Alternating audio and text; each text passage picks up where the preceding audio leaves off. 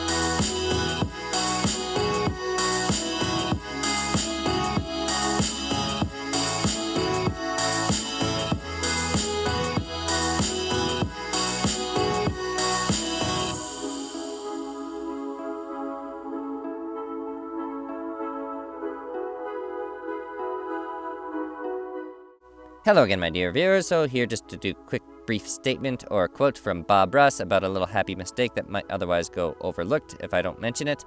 Any rate, I unfortunately didn't add that little cone thing till later on with the build process of the turbo, obviously. However, I obviously had to rebake the turbo, and in that process it kind of, well, burnt the clear coat a little bit. But in a sense, that's actually kind of a good thing because I essentially touch up the actual paint on the intake turbo part, but not the exhaust turbo part. For any of those people out there that are familiar with how turbos work, well, obviously there's an exhaust port and an intake port, and the, well, exhaust port generally gets a little bit hot, so I figured perhaps leaving that part slightly discolored would probably look a little bit more legit, like it's actually being used. So there's just a little happy mistake that if you just so happen to see some weird discoloration on the back half of the turbos later on, well, now you know why.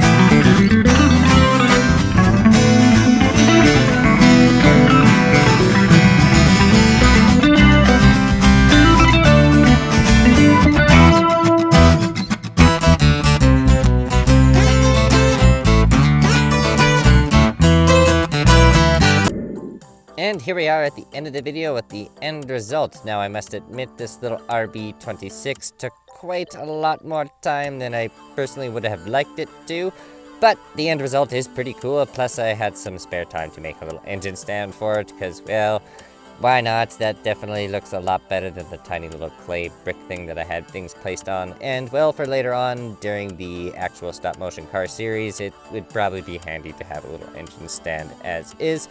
Any rate, that's not, unfortunately, all for this little RB26. We still have some more work to do under this hood. Now, there's still quite a lot of plumbing, essentially, to be applied to this car, unfortunately, when it comes to the intercooler and various other parts, not to mention, well, the entire exterior has to be done, but I think we're going to finish focusing on the inside part of the engine bay there, and then continue working on the outside. So, next time we're going to add some plumbing for the turbos. So, you made it this far during the video, be sure to leave a like so my hard work's appreciated, comment below what you think, share with your friends, and perhaps consider subscribing if you're new. At any rate, that's enough from me. Till next time, take it easy.